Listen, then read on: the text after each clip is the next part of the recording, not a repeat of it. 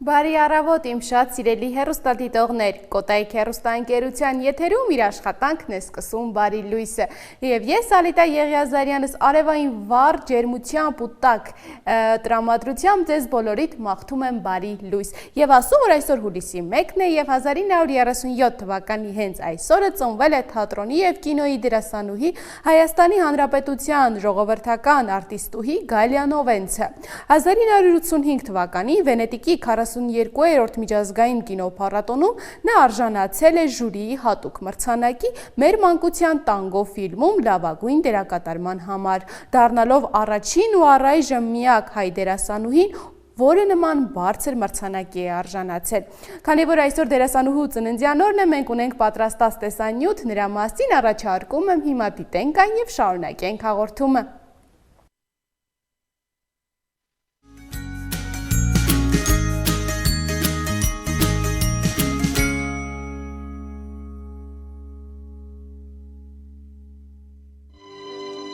Հենց կսեմ 3-4 բարձր խնդակ, հասկսակ,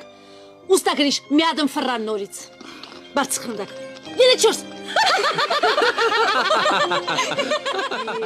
Երբ խոսում ենք հայ կինոյի ու թատրոնի մասին, դժվար է շրջանցել Գալիա Նովենցի անունը։ Նա կին էր, ում հայացքում կար ցավի ու հույսի միախառնված լռություն, իսկ խոսքում մարդկային կյանքի մեղմ հնչերանք։ Գալիան ծնվել է 1937 թվականի հուլիսի 1-ին Երևանում։ Մանկությունը լի էր սիրով եւ վաղ կյանքի ծանր փորձություններով։ Կորցնելով ծնողներին դերասանուհին մեծացավ մորաքրոջ դերասանուհի Լուիսիա Հովհաննիսյանի ընտանիքում, որտեղ էլ առաջին անգամ շփվեց բեմի լույսի ու կախարդանքի հետ։ Երևանի գեղարվեստական թատերական ինստիտուտն ավարտելուց հետո իր ճանապարհը սկսեց Գյումրիի, Կապանի եւ Երևանի թատրոններում, սակայն դերասանուհուն մեծ ճանաչում բերեցին նրա կինոդերերը։ Գալիա Նովենցը խաղաց ավելի քան 3 տասնյակ ֆիլմերում, մարմնավորելով հայ կանանց ցավը, հոգու մեծությունը ու ներքին անհաղթ ուժը։ Դերասանուհու առաջին դերը կինոյում Ֆրունզե Դովլաթյանի «Բարև եսեմում» էր,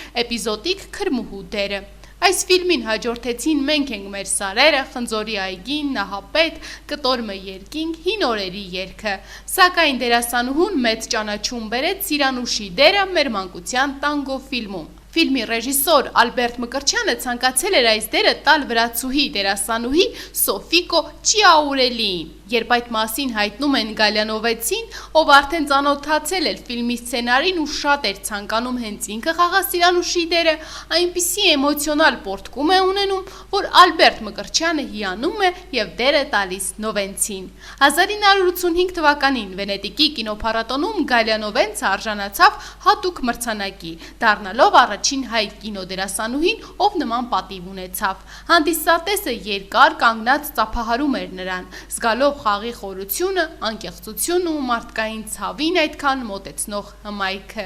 Գալիա Նովենցը համեստ էր եւ իր փառքի մասին չէր խոսում։ Նրա աշխարհը բեմի լույսի ու սեփական խոհերի ներաշխարհն էր։ Նա ասում էր. «Ես չեմ խաղում կերպար, ես ապրում եմ նրա կյանքը, նրա լռությունը, նրա սերն ու կորուստը»։ Գալիա Նովենցը հիշվեց որպես մի դերասանուհի, ով խոսեց առանց բառերի, արտասվեց առանց արցունքի եւ սիրեց առանց փոխադարձը պահանջելու։ Նա դարձավ հայ կինոյի լուռ լեգենդը։ Այսպիսին էր նա, մեր մշակույթի պայծառ ու անլռելի տիկինը։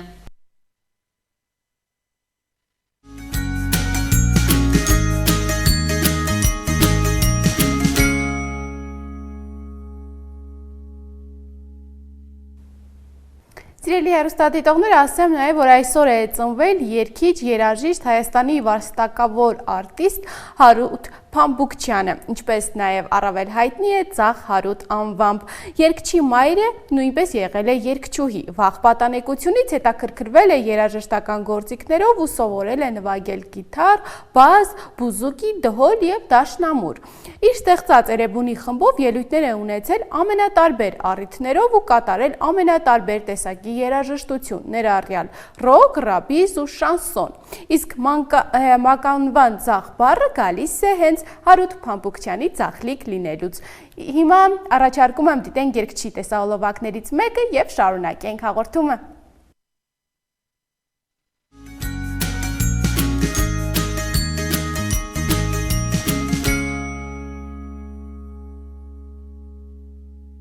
Սիրելի հեռուստադիտողներ, մենք վերադարձանք, մեր հյուրը արդեն տաղավարում է եւ ասեմ, որ շատ հետաքրքիր մի սպորտաձևից ենք միասին խոսելու եւ այսօրվա մեր հյուրն է Հայաստանի սինխրոն լողի ֆեդերացիայի նախագահ, սպորտի վարպետ, ֆիթնես ակումբի տնօրեն Մարգարիտա Ղազարյանը։ Բարև ձեզ։ Ողջույն, Շնորհակալ եմ հրավերը ընդունելու։ Ես նույնպես շնորհակալ եմ հրավերի համար։ Եվ մեր ավանդական հարցով սկսենք զրույցը, որպես սպորտի մեջ լինելով, ֆեդերացիայի նախագահ լինելով, ինչպես է սկսվում ձեր օրը, ձեր առավոտը։ Մեկ բաժակ սուրճով ամենակարևորը, որից հետո արդեն աշխատանքային առօրյային մարզումներ, երեխաների հետ զրույցներ, նախապատրաստական աշխատանքներ, մրցաշարերի եւ պարապմունքներ բնականաբար։ Միջև լինելով ֆեդերացիայի նախագահ, ձեր անցած ուղու մասին նաև մի փոքր խոսենք, ինչպես սկսվեց ձեր հետաքրքրությունը այս սպորտաձևի լողի հանդեպ։ Շատ պատահական, իհարկե ծնողներս փորձել են փոքր հասակից տանել տարբեր խմբակներ,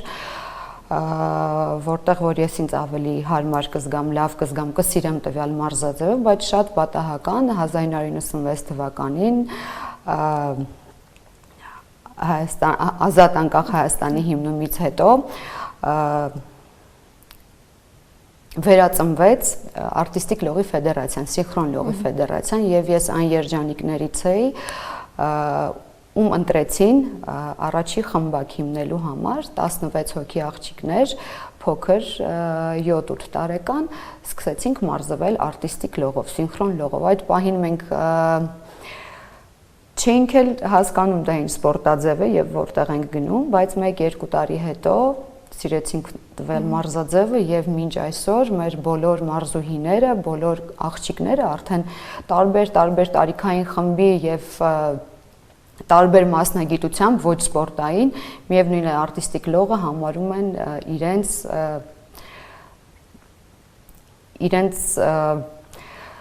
սիրելի, այո, սպորտաձևը եւ իրենց սիրելի երեխայի պես խնամում եւ փայփայում են։ Այ սինխրոն եւ արտիստիկ լողը մնացած լողերից ինչով է տարբերվում տեսակները։ Մնացած ջրային մարզաձևերից ինչով է տարբերվում։ Բնականաբար հիմքը նույնն է, ջուրն է, լողն է, պետք է լողալ սովորես, բայց ցանկացած մարզաձև ունի իր տարատեսակները, տարբերությունները։ Եթե լողի մեջ գնահատվում է ավելի շատ տվյալ մարզուհու կամ մարզիկի բոյը, այս դեպքում ավելի շատ բնականաբար բոյը կարևոր է, բայց նաև ճկունությունն է պետք, երաժշտության ընկալումը, արտիստիկ լինելը, ինչից որ գալիս է մեր մարզաձևի անվանումը եւ կատարյալ հավասարակշռություն ունենալու զգացումը, քանի որ ջրի մեջ պահել հավասարակշռությունը շատ ավելի դժվար է։ Նաև խոսելով ֆեդերացիայից, խոսենք ստեղծումից, երբ է այն ստեղծվել, երբ դուք դարձաք նախագահ եւ քանի տարի է որ այն գործում է։ Ֆեդերացիան գործում է մոտ 30 տարի, ինչպես նշեցի 1996 թվականից ի վեր գործում է։ Գործել է նաև սովետական միության ժամանակ, սակայն փլուզումից հետո բնականաբար չի գործել եւ վերահիմնավորվել է 1996 թվականին։ Ես սա իմ 3-րդ տարին է, ինչ ղեկավարում եմ ֆեդերացիան, անցել ենք շատ ծանր փուլեր, բայց ամեն գնով պահել ենք ֆեդերացիան եւ մարզաձևը։ Ֆեդերացիան մոտ 3 տարի առաջ շատ ծանր ժամանակաշրջան էր ապրում, ինչով, որովհետև կար հարց փակվելու, չփակելու, ֆինանսավորելու, չֆինանսավորելու, սակայն երևի թե այս 2-3 տարվա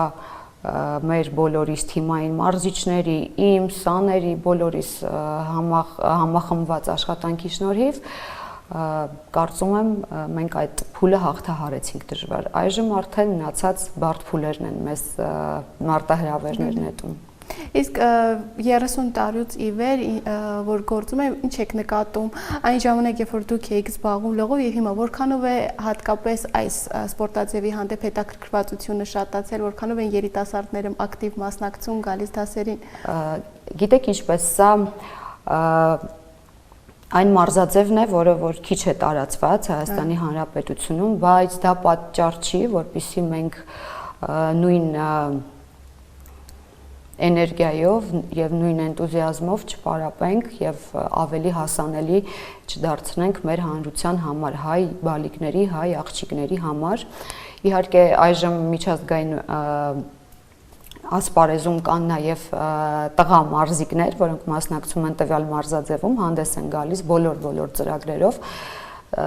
սակայն ես կարծում եմ, որ մեր մարզաձևը տիպիկ կանացի կնոջը հատուկ, աղջկան հատուկ մարզաձև է։ Մենք աշխատում ենք այն ուղղությամբ, որպեսզի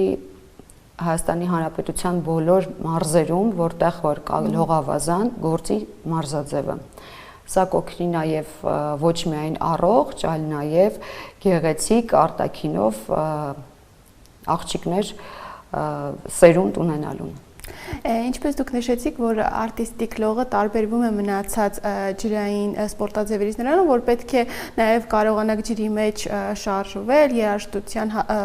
լսել, այսինքն յուրաքանչյուրը կարող է դա սովորել, թե նաև հատուկ ունակություններ պետք է, որ կարողանաս այս սպորտը։ Բնականաբար բոլորը չեն դառնում չեմպիոններ, բոլորը օլիմպիական չեմպիոններ չեն դառնում, աշխարհի չեմպիոններ չեն դառնում, բայց զարգացնել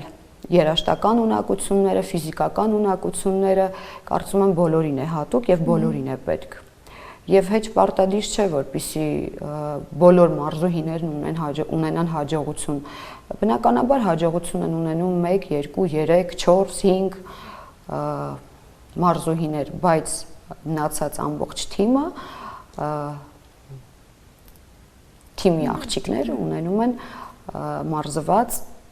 տեսք արտաքին առողջ են մեծանում, որը որ կարևոր նախապայման է սերնդի համար։ Իսկ այս սպորտաձևը յուրաքանչյուր տարիքից կարող ենք, թե կա նաև հատուկ տարիք, որ ավելի նպատական սիրողական, որպեսզի սիրողական զբաղվեն, բնականաբար տարիքը բացարձակ կապ չունի, սակայն մարզուհի ունենալու համար պետք է 7-8 տարեկանից սկսել զբաղվել մարմնամարզությամբ, խորեոգրաֆիայով եւ հետո արդեն նոր լողավազան, քանի որ մեր մարզաձևի մեջ շատ կարևոր է նաեւ խորեոգրաֆիկ ունակությունները եւ մարմնամարզական ունակությունները, նաեւ խոսենք ակրոբատիկ ունակությունները նաեւ։ Ինչ մրցույթների եք մինչ այս մասնակցել, ինչ հաջողություններ եք գրանցել Այս 30 տարիների ընթացքում բազմաթիվ են եղել մրցաշարերը, ունեցել ենք եւ լավ արդյունքներ եւ բնականաբար ոչ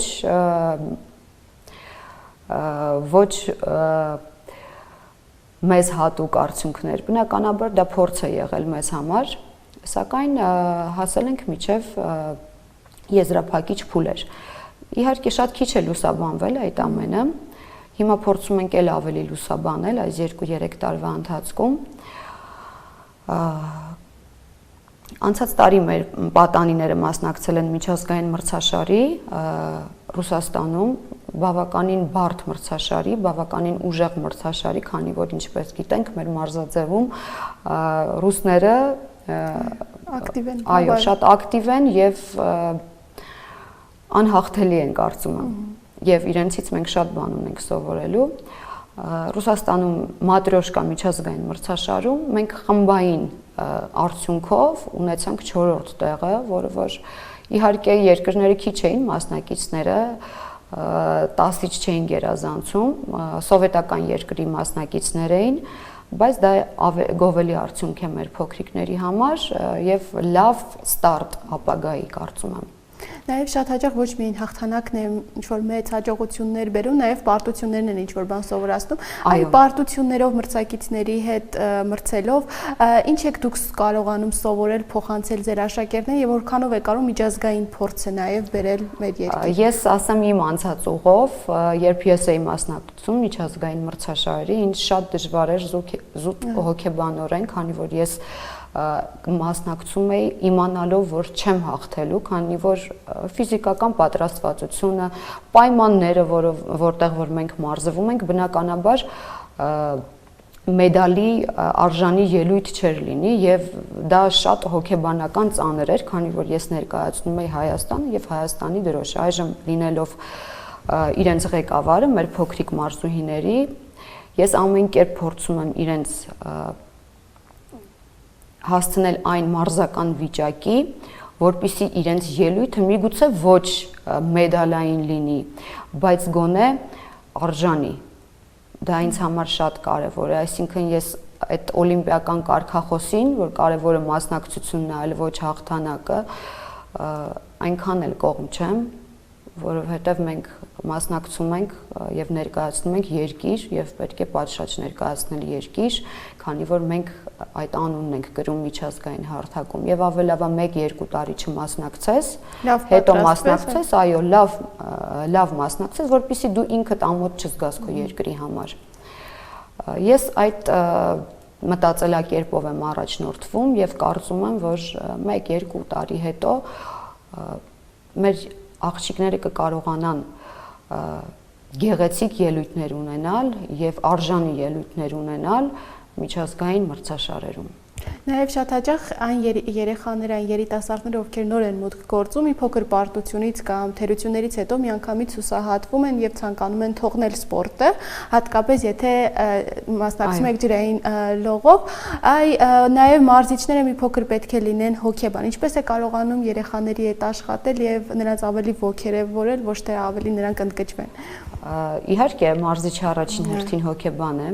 Եվ շատ հետաքրքիր է երեխաների հետ աշխատել, ամեն մի երեխա անհատականություն է եւ երբ նայում եմ ետ իմ սերունդը եւ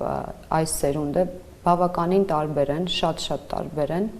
բայց իրենց մեջ եւս կան երեխաներ ձգտումով մեր սերնդի, մեր ապագա սերնդի երեխաների մոտ ես կարծում եմ, որ ձգտումն է մի փոքր պակասել, ամեն ինչ հեշտացել է կենցաղի մեջ, ինչու՞ չէ ուսման մեջ եւ ձգտումը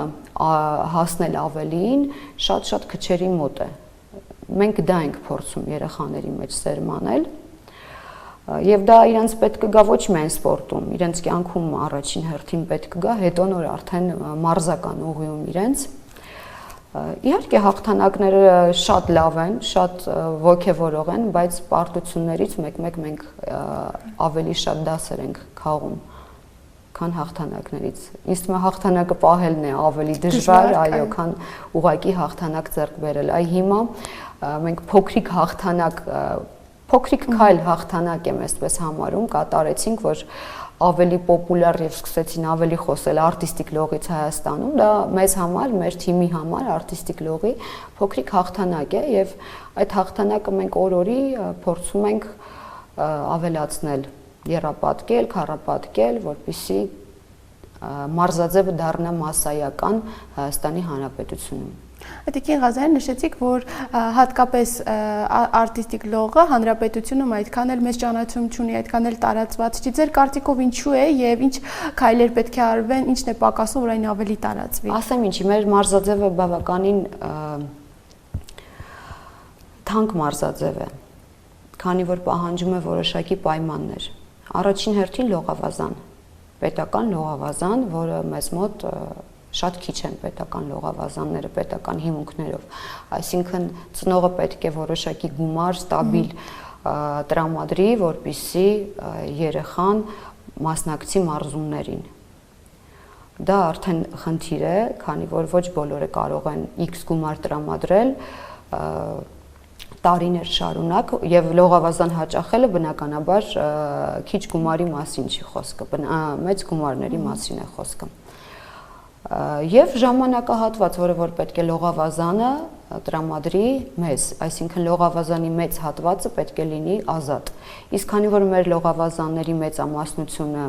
կոմերցիոն բնույթ են կրում, դրա համար դժվար է լինում մեզ։ Դա է պատճառը, որ երևի թե ես մտածում եմ շատ ծնողներ իրենց երեխաներին տարիներ շարունակ չեն կարողանում վերել մարզումների, այո, ապահովել դա։ Գնում են ավելի, ինչու՞ չէ, ավելի մատչելի տարբերակներ երեխայի առողջությունը պահելու համար։ Իսկ այս պահի դրությամբ քանի մասնաճյուղեր ունեք, որտեղ եք աշխատում հիմնականում։ Երևանում ունենք 3 մասնաճյուղ, Սլավոնական համալսարանի լողավազանում, ունենք մասնաճյուղ Օլիմպիավանում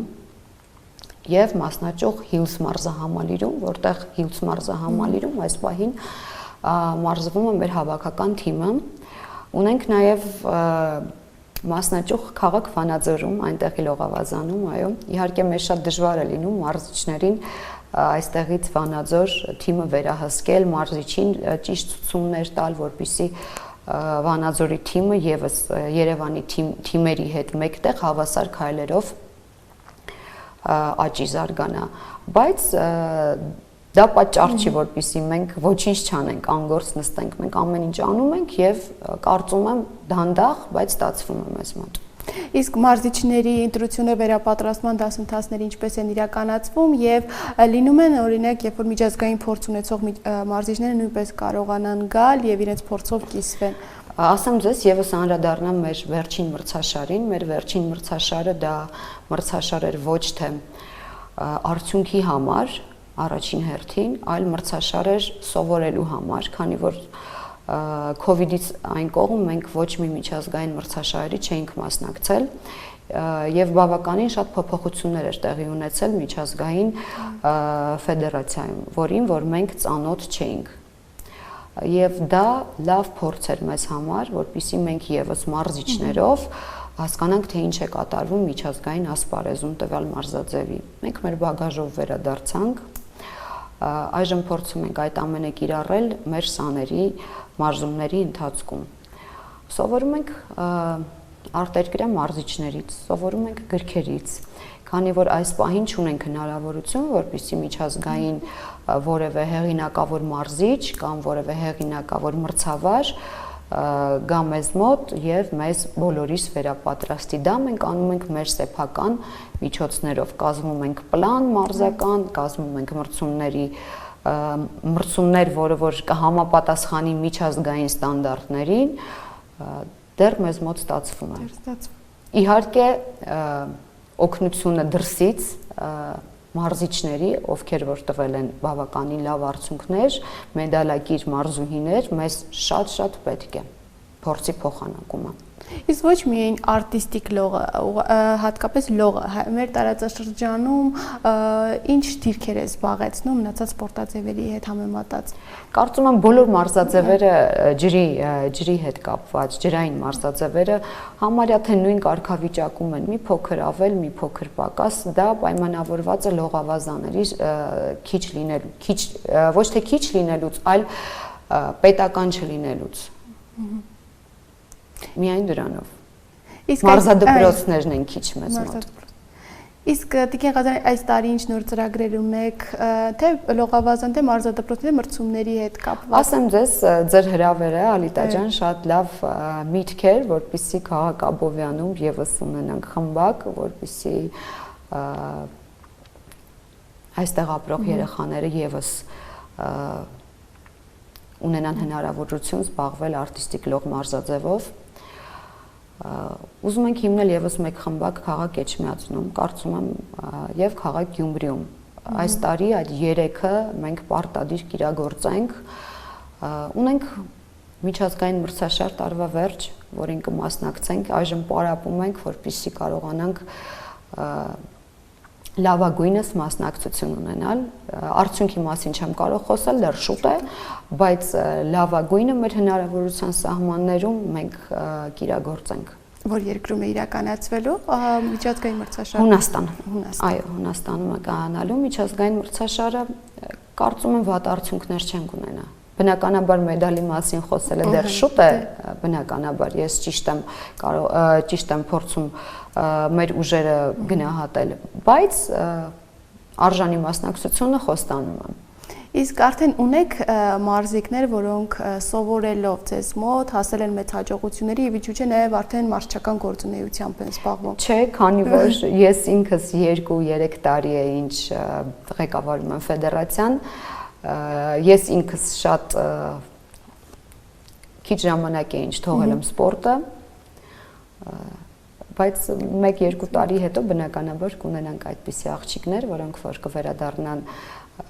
մարզաձև, արդեն այլ կարգավիճակում որպես մարզիչ, մրցավար։ Նաև մեր զրույցը ամփոփելով ես կցանկանայի հեռուստադիտողներին, հատկապես երիտասարդ ովքեր որ հետևում են մեզ, ինչ խորհուրդ կտաք նրանց, եթե ցանկանում են զբաղվել ջրային սպորտով, բայց մի փոքր մտածում են, որ չեն կարողանա, վախեր կան, ինչպես հաղթարեն եւ հասնեն հաջողության։ Գիտեք ինչպես ես այլ ձև կարող եմ ձեր ասածը մեկնաբանել եւ շարունակել, սպորտը շատ կարևոր դեր է խաղում սերնդի զարգացման մեջ, շատ կարևոր, քանի որ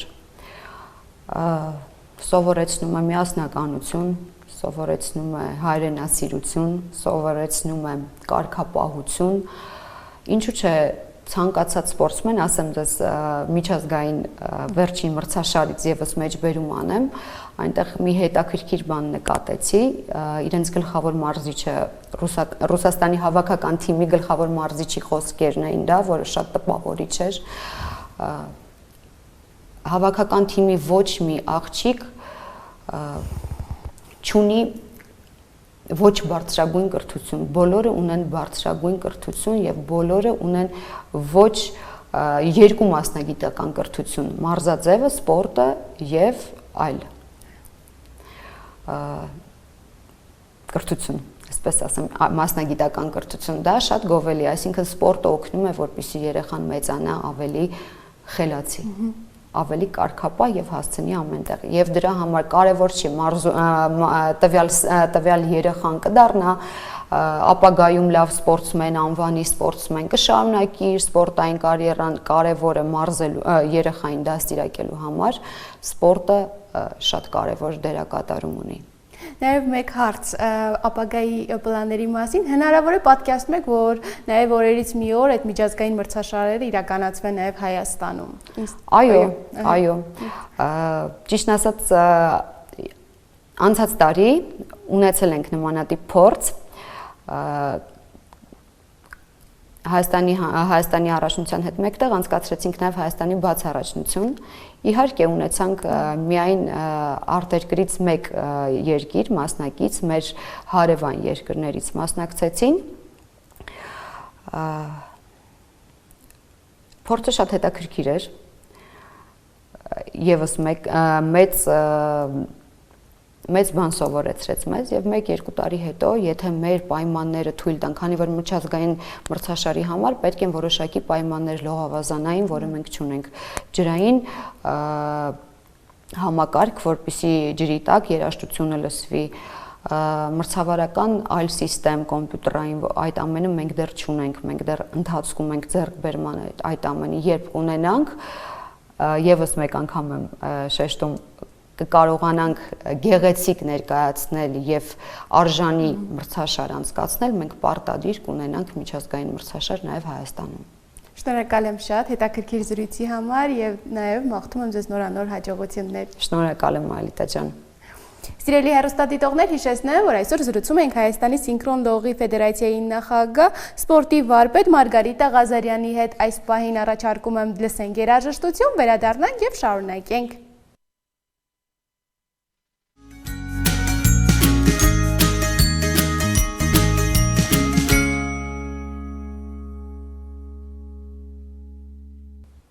Հարգելի հեռուստադիտողներ, մենք վերադարձանք տաղավար, իսկ հիմա հերթը օգտակար խորհուրդներին է եւ այսօր միասին խոսելու ենք հատիկ լոբու մասին։ Հատիկ լոբին հարուստ է բուսական սպիտակուցներով, օգնում է ամրացնել ոսկորները եւ կանխարգելել սակավարյունությունը իր մեջ պարունակվող երկաթի շնորհիվ։ Հատիկ լոբին պարունակում է շատ մանրաթելեր, որոնք կարգավորում են աղիքների աշխատանքը եւ նվազեցնում խոլեստերինի մակարդակը։ Հում հատիկ լոբին պարունակում է թունավոր լեկտիններ, որոնք կարող են առաջացնել սրտխառնոց, փոլուծություն, թունավորման այլ նշաններ։ Դրա համար անհրաժեշտ է լոբին լավ եփել կամ շոգեխաշել։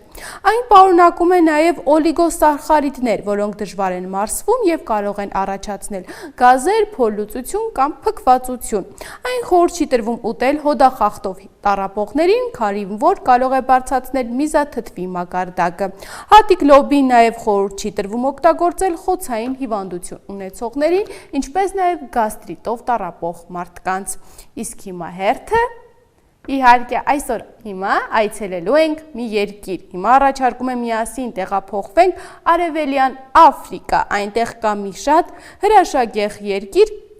լի վայրի բնությամբ, դա Ուգանդան է։ Երկիրի հարավային մասը ներառում է Վիկտորիա լճի զգալի մասը, որը կիսում է Քենիայի եւ Տանզանիայի հետ։ Իսկ հիմա առաջարկում եմ միասին տեղափոխվենք Ուգանդա։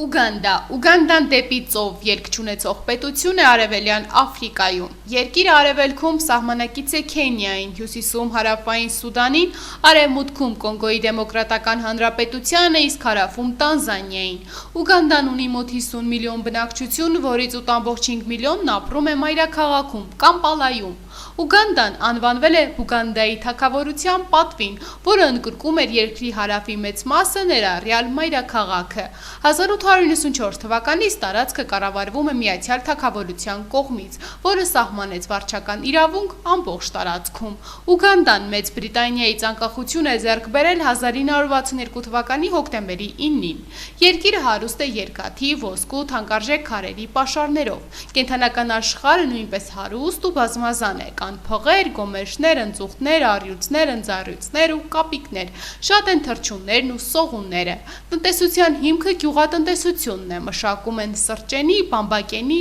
թեյ, ծխախոտ, բատատ, ադամաթուզ։ Այստեղ բնակիչները զբաղվում են քոչվոր անասնապահությամբ։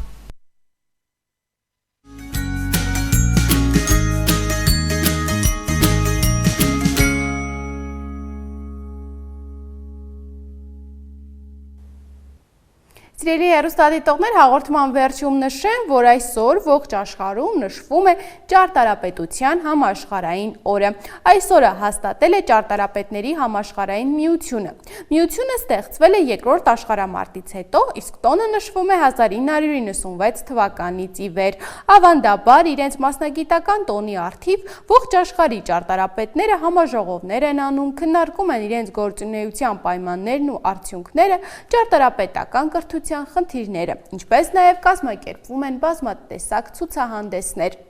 Սիրելի հեռուստադիտողներ, շնորհակալ եմ, որ առավոտը սկսեցիք մեզ հետ եւ հետևեցիք մեզ։ Ձեզ մաղթում եմ հաճելի օրվա շարունակություն, իսկ աշխատավոր մարդկանց մաղթում եմ հաճելի աշխատանքային օր։ Իսկ մենք արդեն կհանդիպենք վաղը։